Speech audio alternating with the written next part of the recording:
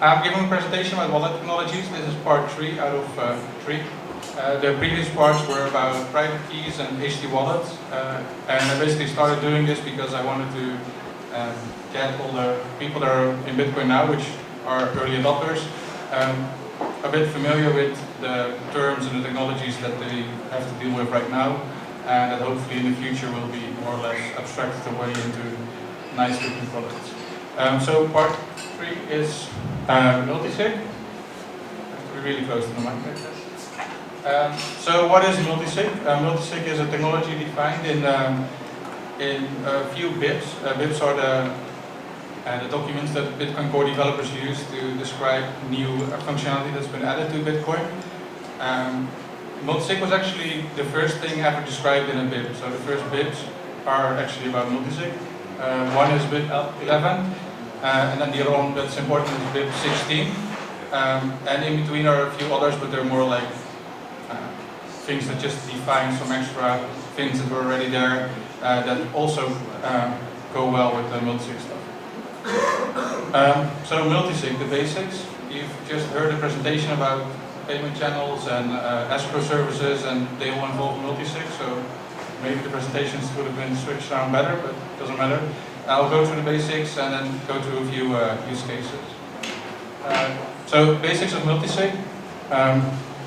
This is a diagram I made for 2 out of 3 Multisig. It means there are 3 private keys here, and to unlock any bitcoins that are on this Multisig address, you would need 2, because it's the 2 out of the 3 keys that are available. So if there would be 1 bitcoin on this address, on the address created for this Multisig, you would need at least 2 private keys to sign this transaction to use them. It can be either combination. In this case, I highlighted 2 green ones which will be used, and they'll be able to send the bitcoins that were on the address.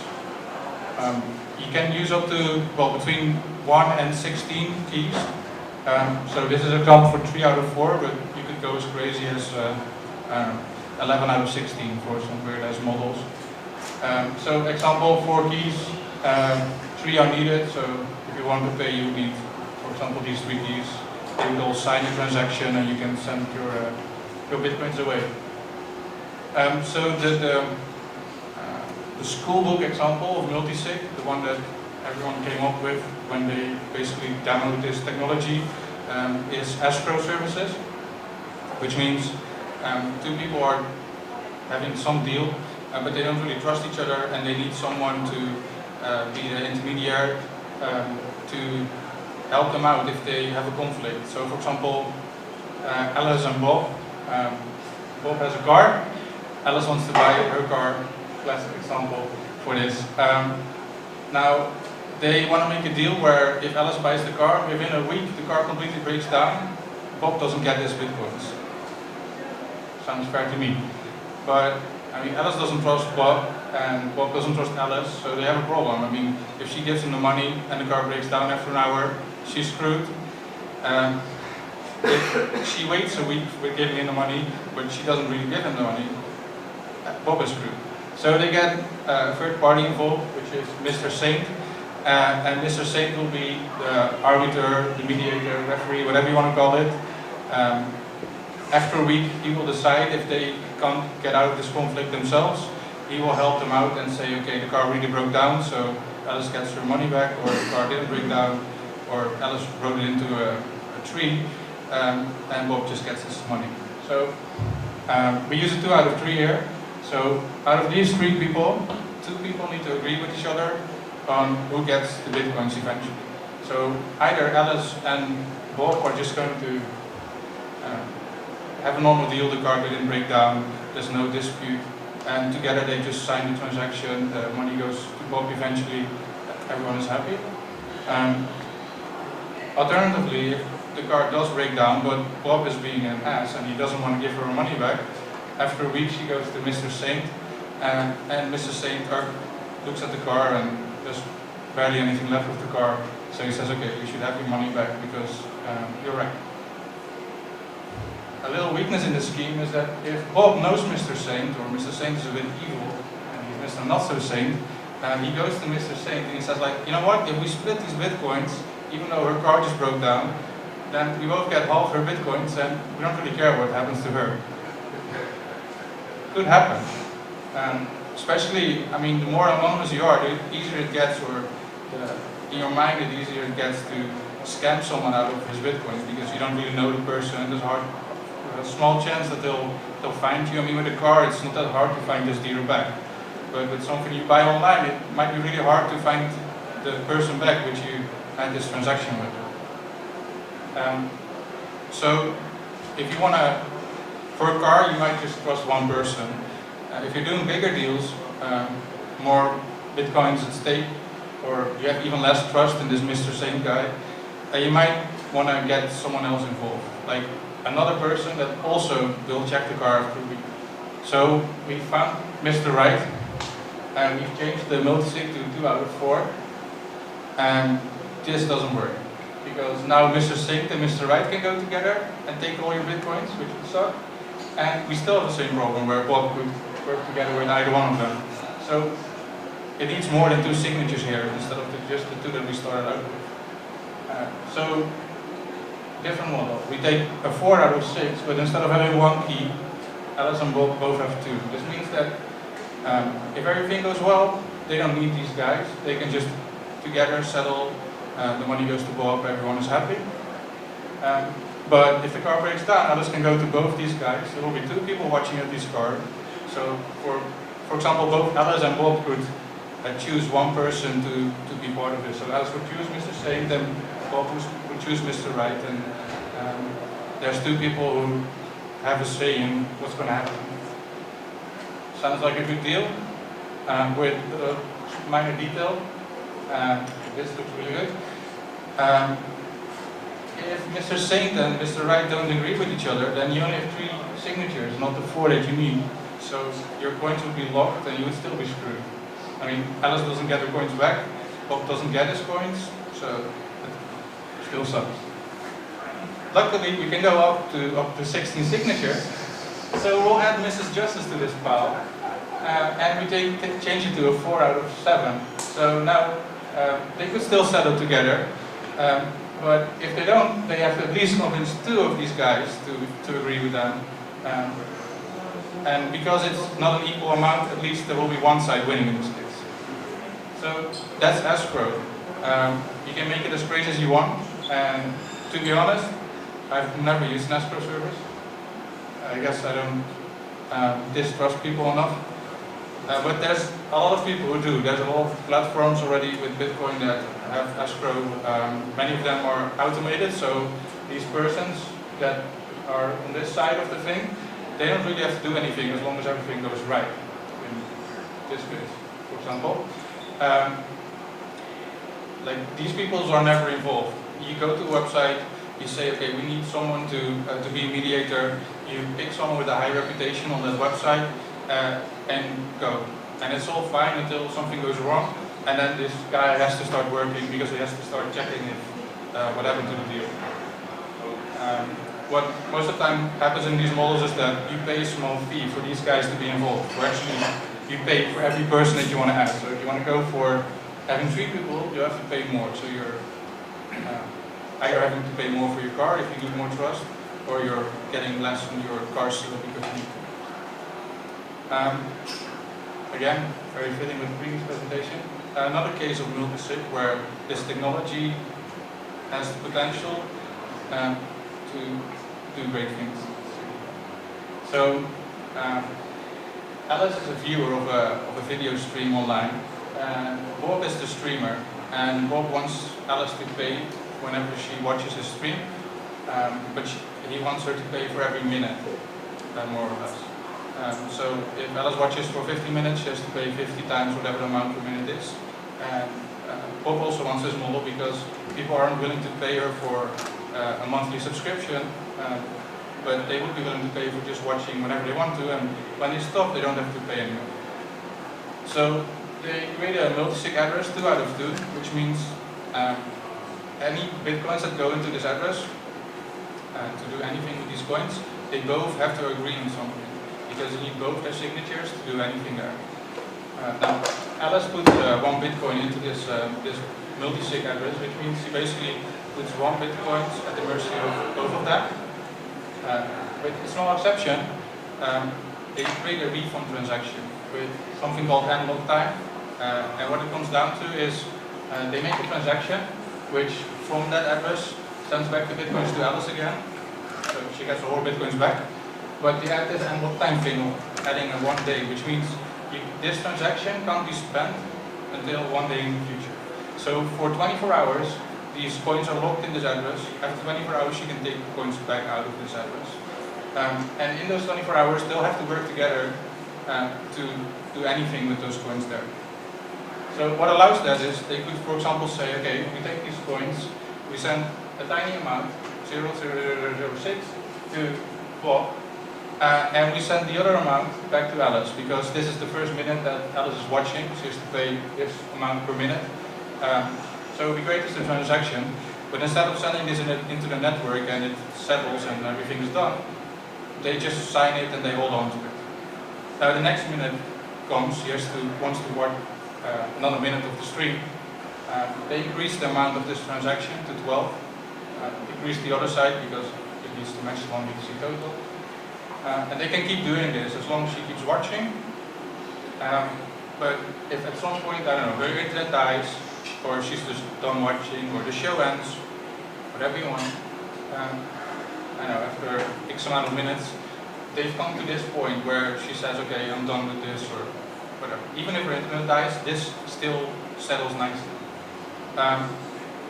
This is the final state that we're in. She's paid enough for the minute, the rest comes back to her, and if either one of these parties now take this transaction, they broadcast it into the network, they both get their change back, and the other party gets whatever has to be paid for. The only thing is they need to do it before the 24 hours happens, because otherwise Alice could take her Bitcoins straight back, and none of this will ever have happened, more or less, in the blockchain. So that's an important part.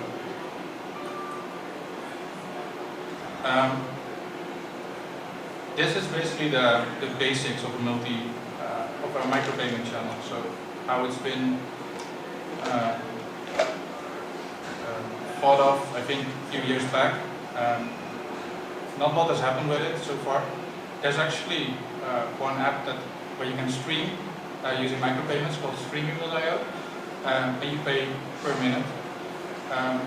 There's, like the previous presentation, there's now actually a lot of movement going on with these micropayment channels, making bigger networks of not just this being Alice and Bob, but they'll be connected to other people also doing this, and it becomes a long chain of these micropayment channels, because it has some other advantages. For example, because you know you can broadcast this at any time, and because you know the Bitcoins are locked there, you have some form of security, so you can trust on this being this happening as long as it doesn't get close to that time.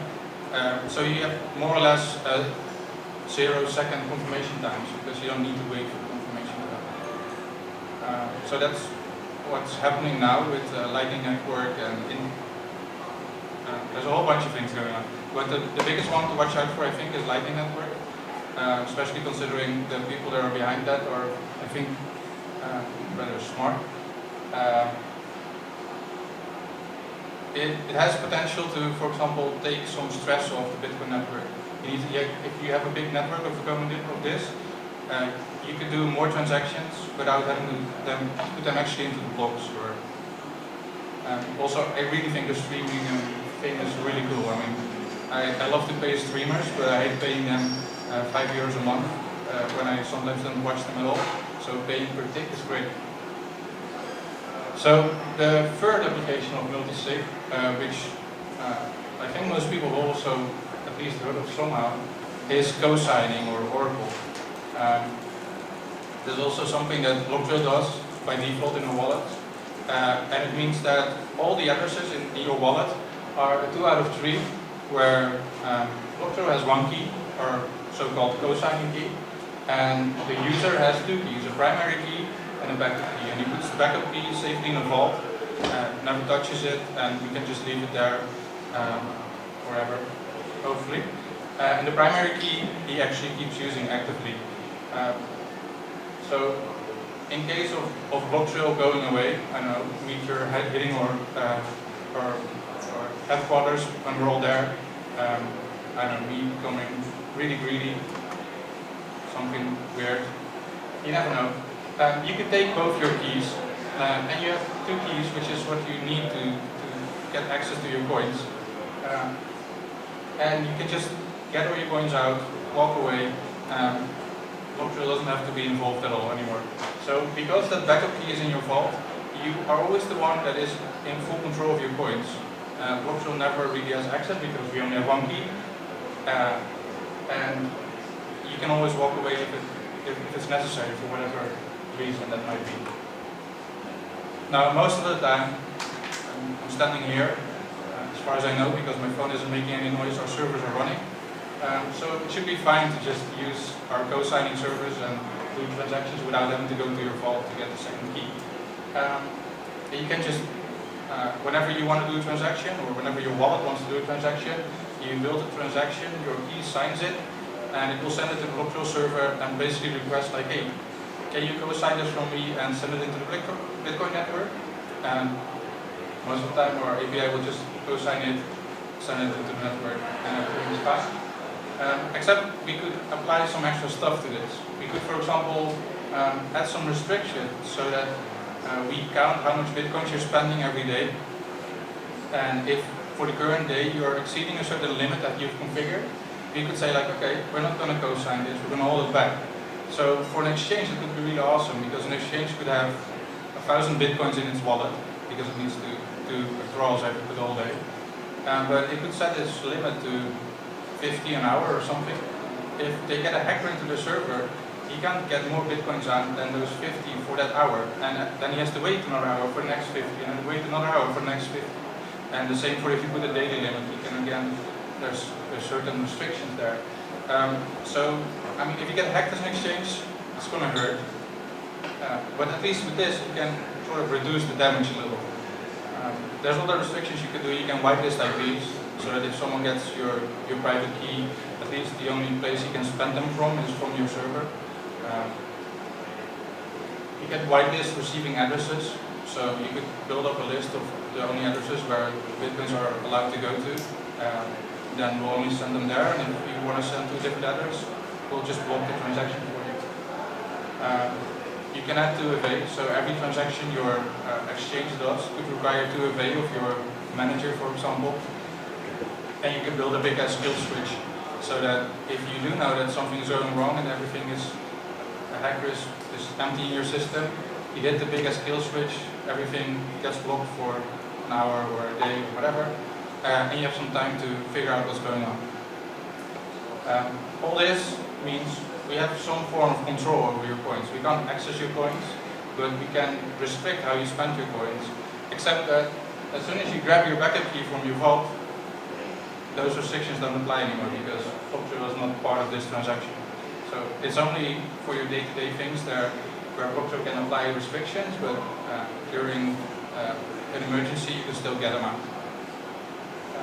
So the thing where we're seeing this now is that a lot of exchanges are switching to using Multisig wallet providers, mostly for these limits, so they can prevent their complete wallet being emptied in one go, because the co-signing server doesn't allow it. There's also research work being done on more advanced models, for example, requiring the actual user of the exchange setting the whitelist address for his deposits, or requiring 2FA from the actual user instead of just exchange signing off them. So that way you can build more complex structures for security and prevent against someone emptying all the wallets in one go. Currently, as Blocktrail, for example, we only support 2 out of 3, and that's for most providers that I know of, only support 2 out of 3 right now. But you can apply whatever I've told about in the past about these multi-sig structures with, for example, multiple co-signing services or anything other crazy you can think of. You could also build, make it so that whenever you want to send a transaction, the Blocktrail service would require to check for something. For example, they could ask your server again, is it really okay? Or I check whatever the temperature is outside and only send transactions if it's 25 degrees outside. Stuff like that. So that's it, Multisig.